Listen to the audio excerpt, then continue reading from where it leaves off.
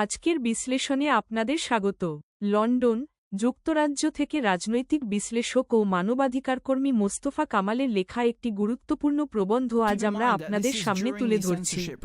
সমসাময়িক প্রেক্ষাপটে বিষয়টি গভীর তাৎপর্য বহন করে এবং এর পূর্ণাঙ্গ বিশ্লেষণ করার জন্য অনুগ্রহ করে সংযুক্ত আর্টিকেলের লিঙ্কে ক্লিক করুন।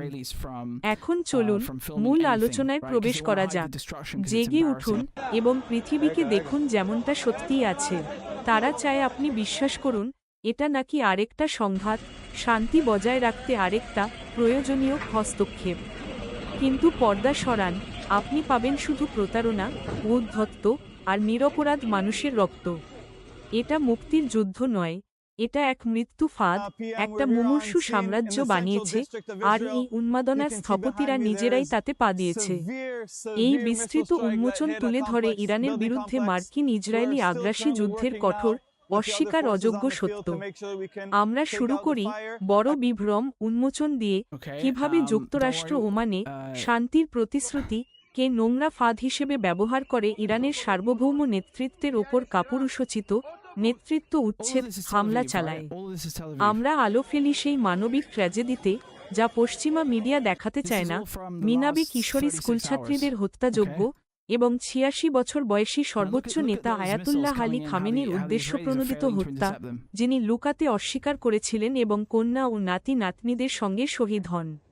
কিন্তু তাদের মাস্টার প্ল্যান ভয়াবহভাবে উল্টো হয়েছে। খামেনিকে যে শহীদত্ব তারা দিল, তাতে জাতি ভাঙেনি, বরং ইমাম হুসাইনের চেতনায় এক হয়েছে। আরও ভয়াবহ হল, তারা সেই মানুষটাকেই সরিয়েছে যার ধর্মীয় ফতোয়া ইরানকে পারমাণবিক অস্ত্র বানানো থেকে আটকে রেখেছিল। তারা ইরানকে বাধ্য করেছে। আমরা ঢুকি শীতল, নির্মম সামরিক বাস্তবতায়।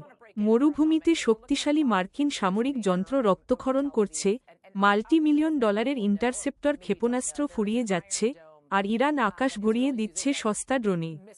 বিশাল মার্কিন নৌবাহিনীর আতঙ্কিত, ইরানের হাইপারসোনিক জাহাজ বিধ্বংসী ক্ষেপণাস্ত্রের কারণে তাদের এয়ারক্রাফট ক্যারিয়ারগুলোকে হাজার হাজার কিলোমিটার দূরে লুকাতে হচ্ছে।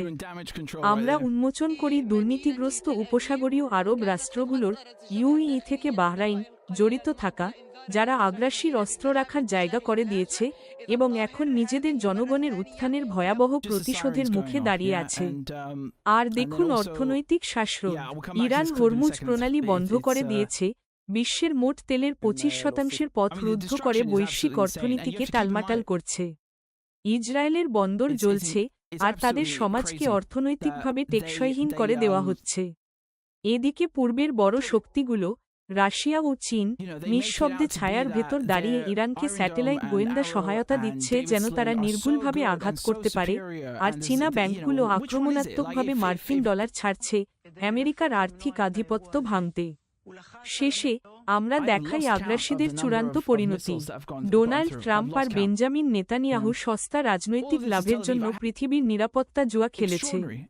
এখন তারা তাকিয়ে আছে সামরিক ক্লান্তি, গভীর সামাজিক ভাঙন, আর এক অজেয় কাদায় আটকে যাওয়ার দিকে, যা তাদের রাজনৈতিক জীবন সম্পূর্ণ ধ্বংস করে দিতে পারে।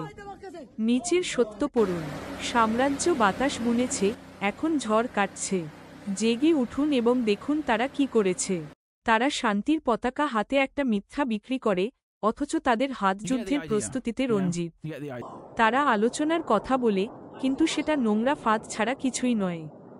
যুক্তরাষ্ট্র ও ইসরায়েল কূটনীতির আড়াল ব্যবহার করে এক সার্বভৌম রাষ্ট্রকে কাপুরুষোচিত আকস্মিক হামলায় আঘাত করে আগ্রাসী যুদ্ধ শুরু করেছিল।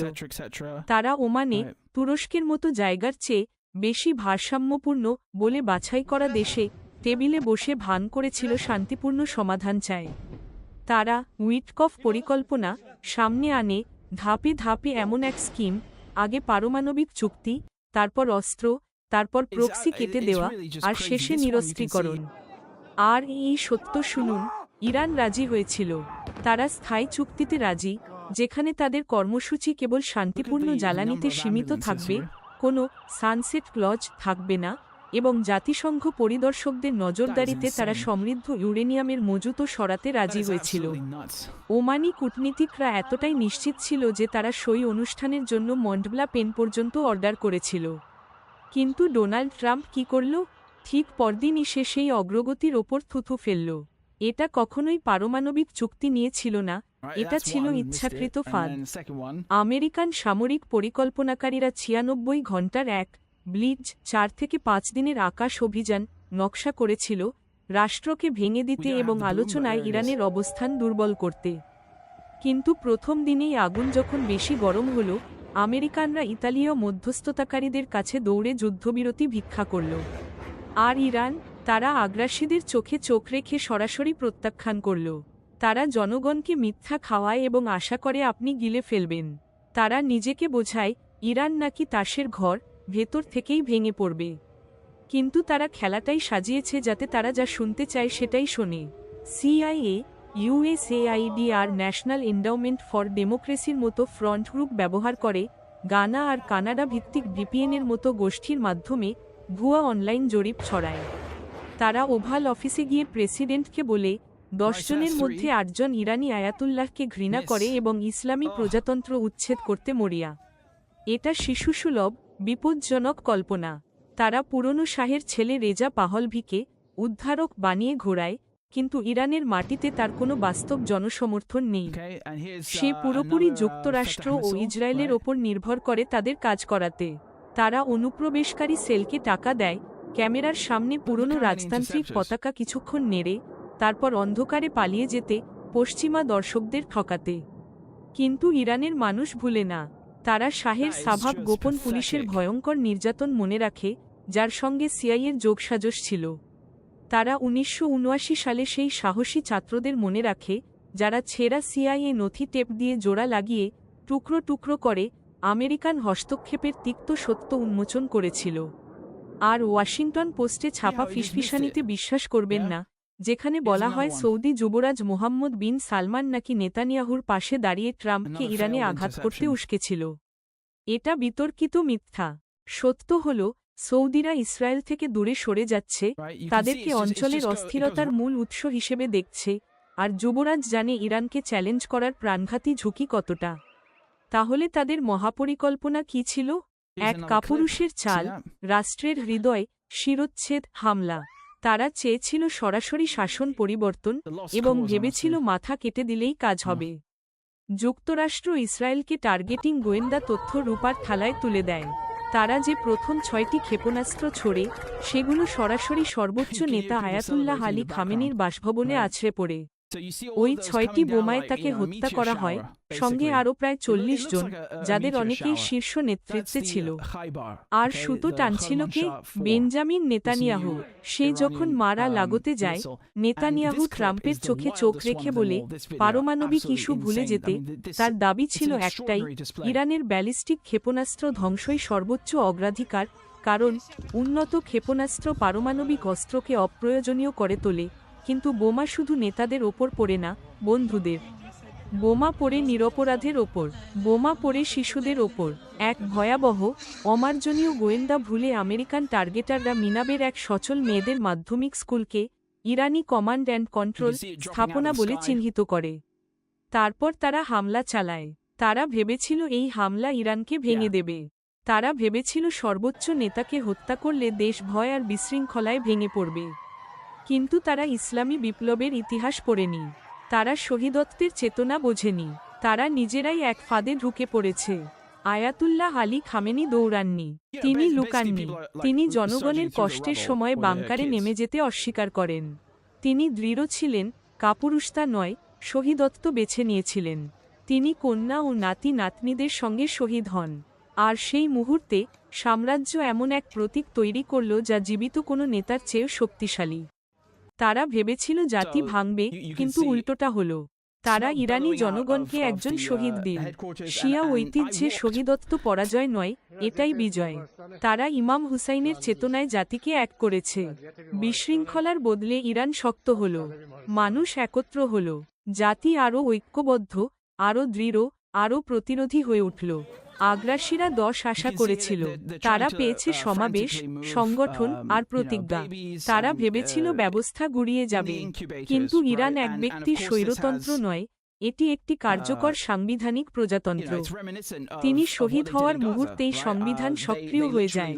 একটি জরুরি পরিষদ দায়িত্ব নেয়। নির্বাচিত প্রতিষ্ঠান নতুন নেতা নির্বাচনের প্রস্তুতি নেয়। কোনো ক্ষমতার শূন্যতা নেই, আছে ধারাবাহিকতা, স্থিতিশীলতা আর অটল দৃঢ়তা। আর এখানে সেই মরণ ফাঁদ, যেটায় আমেরিকা আর ইসরায়েল নিজেরাই পা দিয়েছে। বহু বছর ধরে খামেনি ছিলেন সেই মানুষ যিনি ইরানকে পারমাণবিক বোমা বানানো থেকে আটকে রেখেছিলেন। তিনি কঠোর ধর্মীয় ফতোয়া দিয়েছিলেন, পারমাণবিক অস্ত্রের অনুসন্ধান ইসলামসম্মত নয়। কিন্তু তাদের অহংকারে তারা সেই মানুষটাকেই হত্যা করেছে যে পারমাণবিক দরজা বন্ধ রেখেছিল। এখন জরুরি পরিষদে এমন একজন জ্যেষ্ঠ আলেম আছেন যিনি প্রকাশ্যে মনে করেন, অস্তিত্বগত হুমকির মধ্যে ইরান ফতোয়া প্রত্যাহার করে আত্মরক্ষায় পারমাণবিক অস্ত্র বানানোর অধিকার রাখে। আগ্রাসীরা বিশ্ববাসীদের মধ্যে পারমাণবিক প্রতিরোধের দাবি শক্ত করেছে। আর অজানা মজুদ কোথাও লুকানো থাকায় বিশ্বকে এখন সেই ভয়ঙ্কর বাস্তবতার মুখোমুখি হতে হচ্ছে যে যুক্তরাষ্ট্র ইরানকে বাধ্য করেছে। চলুন পেন্টাগনের প্রেস ব্রিফিংয়ের মুখোশ খুলে মাঠের শীতল বাস্তবতা দেখি। তারা মঞ্চে দাঁড়িয়ে বুক ফুলিয়ে তাদের অস্ত্র নিয়ে গর্ব করে, কিন্তু মরুভূমিতে তাদের কৌশল রক্তাক্ত হয়ে যাচ্ছে। তারা সত্যিই ভাবে আকাশ থেকে এক গর্বিত বিশাল দেশকে জয় করা যাবে। ইতিহাস এই বোকামির বিরুদ্ধে চিৎকার করে।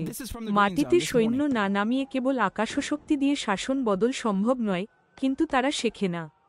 পশ্চিমা শক্তি এই যুদ্ধের প্রকৃতি বোঝে না। তারা অন্ধকারে এলোমেলো ঘুষি মারছে। চলুন হিসাব করি বন্ধুদের, কারণ সংখ্যা মিথ্যে বলে না। যুক্তরাষ্ট্র অঢেল সম্পদ নিয়েও বছরে মাত্র 700 থেকে 800 প্যাট্রিয়ট ইন্টারসেপ্টর উৎপাদন করে। অন্যদিকে ইরানের আছে আনুমানিক 20,000 ভূগর্ভস্থ ক্ষেপণাস্ত্র, অন্ধকারে অপেক্ষমান। ইরান এক বুদ্ধিদীপ্ত, ক্লান্তিকর ক্ষয় যুদ্ধ খেলছে। তারা ইচ্ছাকৃতভাবে পুরনো, সস্তা ড্রোনের ঝাঁক দিয়ে আকাশ ভরিয়ে দিচ্ছে। কেন? যাতে আমেরিকা আর ইসরায়েল আতঙ্কে মাল্টিমিলিয়ন ডলারের ইন্টারসেপ্টর ছুঁড়ে ফেলে। এটা অস্ত্রাগারকে রক্তক্ষরণ করানোর পরিকল্পিত কৌশল। ইরান জানে, ইরানি জনগণের সহনশীলতা ফুরোনোর অনেক আগেই যুক্তরাষ্ট্র ও ইসরায়েলের গোলাবারুদ ফুরিয়ে যাবে। তারা প্রযুক্তিগত শ্রেষ্ঠত্বের বড়াই করে, কিন্তু মাঠে ইরান যুদ্ধক্ষেত্র আয়ত্ত করেছে। ইরান স্থির ও চলমান ছলনা লঞ্চারের এক নেটওয়ার্ক ব্যবহার করছে।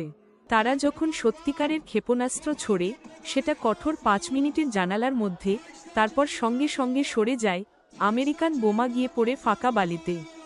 তারা একই অপমানজনক ভুল করছে। আর দেখুন ইসরায়েলি গোয়েন্দা ব্যবস্থায় ইরানের অনুপ্রবেশ। ইরান অন্ধভাবে গুলি ছোড়েনি, তারা এক গোপন সামরিক সম্মেলনে নিখুঁত, বিধ্বংসী আঘাত করেছে। তারা জানত কমান্ডাররা ঠিক কোথায় লুকিয়ে আছে। এটা শুধু আগুন শক্তি নয়, এটা অপারেশনাল অনুপ্রবেশ। ইরানকে প্রযুক্তিতে পিছিয়ে বলবেন না। পশ্চিমাদের উন্নত ইলেকট্রনিক যুদ্ধকৌশলকে টপকে যাওয়ার প্রমাণিত ইতিহাস তাদের আছে। তারা শত্রুর ফিসফিসানি শুনেছে, তারা কৌশল শিখেছে, এবং এখন তাদের প্রভুদের বিরুদ্ধেই ব্যবহার করছে। আর কোথায় সেই মহান মার্কিন নৌবহর? দূরে একপাশে ভয় কাঁপছে। তাদের এয়ারক্রাফট ক্যারিয়ার ইরানি উপকূল থেকে হাজার হাজার কিলোমিটার দূরে সরে থাকতে বাধ্য হয়েছে। তারা কাছে আনতে সাহস করে না, কারণ তারা জানে ইরানের জাহাজ বিধ্বংসী ক্ষেপণাস্ত্র আছে, যা ক্যারিয়ারকে সমুদ্রের তলদেশে পাঠাতে পারে। ফলে তারা রেঞ্জের বাইরে বসে আছে, অক্ষম। প্রতিবেশীদের দিকে ভালো করে তাকান। তারা আমেরিকান সুরক্ষার বদলে আত্মা বিক্রি করেছে, এখন দাম দিতে হচ্ছে। তারা নিজেদের স্বাধীন দেশ বলে, কিন্তু আসলে তারা সাম্রাজ্যের জন্য ভাসতে থাকা বিমানঘাঁটি ছাড়া কিছুই নয়।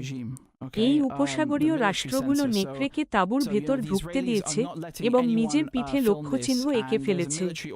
তারা ভেবেছিল আগ্রাসীর অস্ত্র রাখবে, অথচ কোনো পরিণতি হবে না।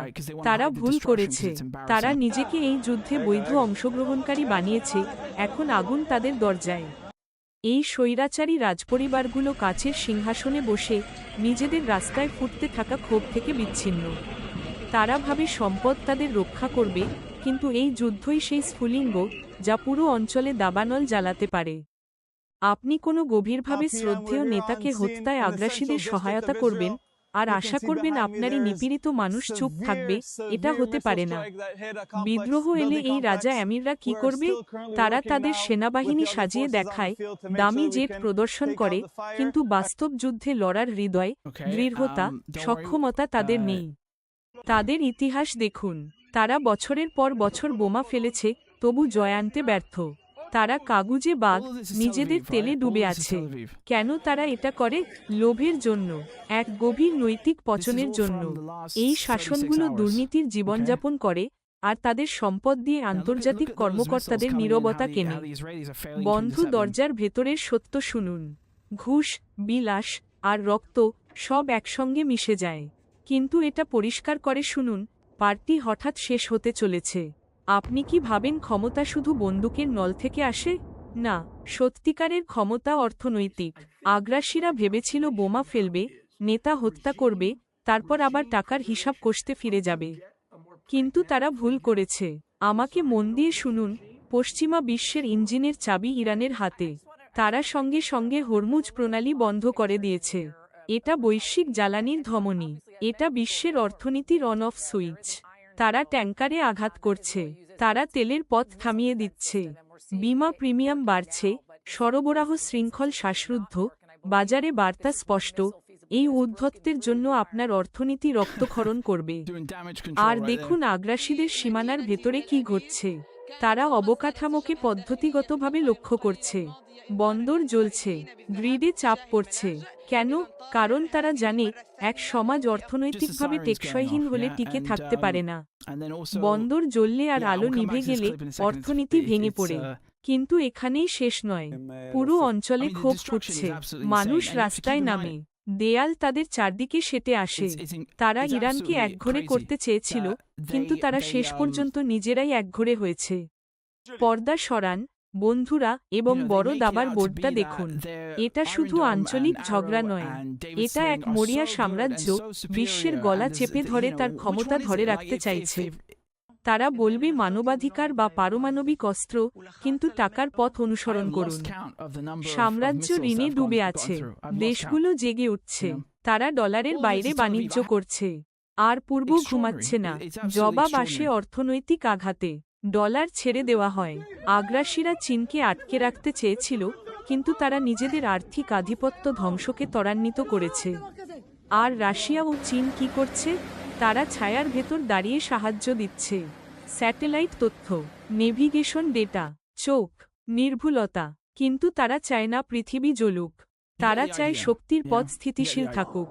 তারা অপেক্ষা করছে, যখন আগ্রাসীরা ক্লান্ত হবে, তখন একটি কূটনৈতিক পথ দেখাতে।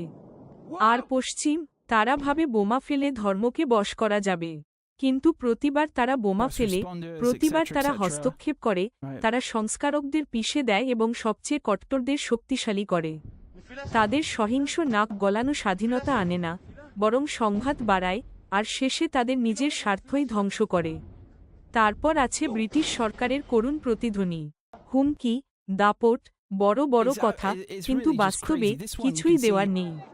এটা ভুলে যাওয়া এক সাম্রাজ্যের অপ্রাসঙ্গিক গুঞ্জন, যে এখনও বিশ্বমঞ্চে গুরুত্ব আছে বলে ভান করতে চায়। জেগে উঠুন এবং দেখুন তারা নিজেদের কি কোণঠাসা করে ফেলেছে। তারা দম্ভ নিয়ে ঢুকেছিল, ভেবেছিল দ্রুত জয় হবে। কিন্তু ফাঁদ এখন চেপে ধরেছে। তারা চায় আপনি বিশ্বাস করুন যুদ্ধযন্ত্র অসীম। কিন্তু সত্য হল, গোলাবারুদ ফুরিয়ে যায়, উৎপাদন লাইন পিছিয়ে পড়ে, ভাণ্ডার খালি হয়। তারা রক্তক্ষরণ করে, দিনের পর দিন, একটি জাতির বিরুদ্ধে, যে দশকের পর দশক প্রস্তুত ছিল। আর তারপর আসে রাজনীতি, ভেতরের ফাটল, জনতার প্রশ্ন, অর্থনীতির চাপ, যুদ্ধের ক্লান্তি। সত্য চাপা দেওয়া যায় না। তারা ক্যামেরার সামনে দাঁড়িয়ে বিজয় ঘোষণা দিতে চায়। তারা মিথ্যা বিক্রি করতে চায়। আর মিডিয়া তাদের সাহায্য করতে প্রস্তুত থাকে। কিন্তু বাস্তবতা কঠিন, পরিণতি অনিবার্য। শেষে, এই যুদ্ধ তাদের প্রতিশ্রুত বিজয় দেবে না, দেবে ক্লান্তি, দেবে ভাঙন, দেবে ফলাফল। সাম্রাজ্য সীমা ছাড়িয়েছে, প্রতারণা আর শক্তি দিয়ে একটি গর্বিত জাতিকে বাঁকাতে চেয়েছে। কিন্তু বদলে তারা শত্রুকে এক করেছে, মিত্রকে অস্থির করেছে, এবং এমন এক ধারাবাহিক ঘটনা চালু করেছে যা তারা নিয়ন্ত্রণ করতে পারবে না। তারা ভেবেছিল ইরানের জন্য ফাঁদ বানাচ্ছে, কিন্তু ফাঁদ তাদের ওপরই বন্ধ হয়েছে। তাদের পরিকল্পনা উল্টো হয়েছে। তাদের অহংকারই তাদের পতন। আর এখন ঝড় Right, so এসে that's গেছে। 3. তারা আগ্রাসনের বাতাস Miss. বুনেছে, এখন Oh. ঝড় কাটছে।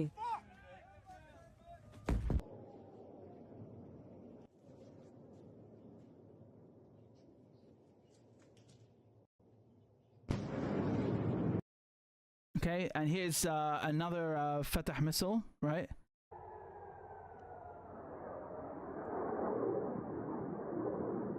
Look how many interceptors.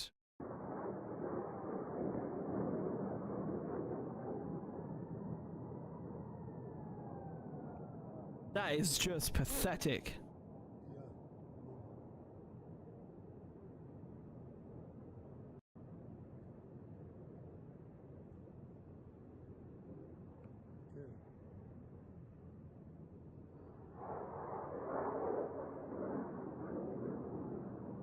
See how he just missed it? Yeah? Here's another one. Another failed interception.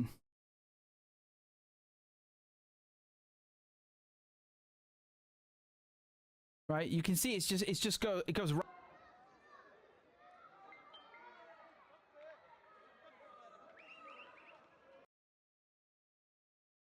Here's another clip. See that?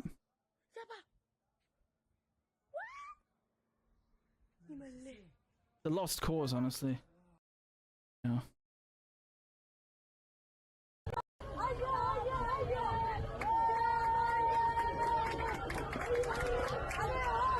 You can hear people celebrating in the background, right? So you see all of those coming down like, you know, a meteor shower, basically. It looks like a meteor shower. That's the Khaybar, okay? The Khorramshahr 4, this new Iranian missile. And this clip is the wildest one of them all. This video, absolutely insane. I mean, it's an extraordinary display.